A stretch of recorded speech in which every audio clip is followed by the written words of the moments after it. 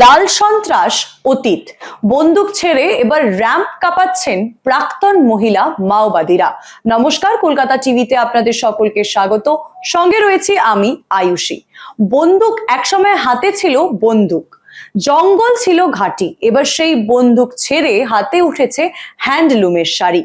Ramp কাঁপাচ্ছেন প্রাক্তন মাওবাদী মহিলারা। বস্তারের জঙ্গলে একসময় মাওবাদী সংগঠনের সঙ্গে যুক্ত ছিলেন এই মহিলারা। ভয়, হিংসা এবং বন্দুকের জীবনই ছিল তাদের নিত্যসঙ্গী। পরবর্তীতে অস্ত্র ছেড়ে সমাজের মূল স্রোতে ফেরার সিদ্ধান্ত নেন তারা।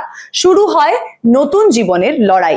আর সেই বদলেরই ছবি দেখা গেল ন্যাশনাল হ্যান্ডলুম ডে এর অনুষ্ঠানে।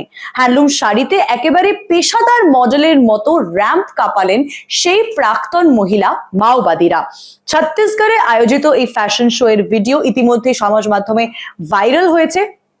এক সময় যে হাতে অস্ত্র ছিল, যে হাত অস্ত্র ধরেছিল, সেই হাতেই আজ তাঁত শিল্পের বার্তা। ছবি যেমন একেবারে বদলে যাওয়ার ছবি উঠে আসে। একসময় মাওবাদী হিংসার অন্যতম ঘাঁটি হিসেবে পরিচিত ছিল বাস্তার।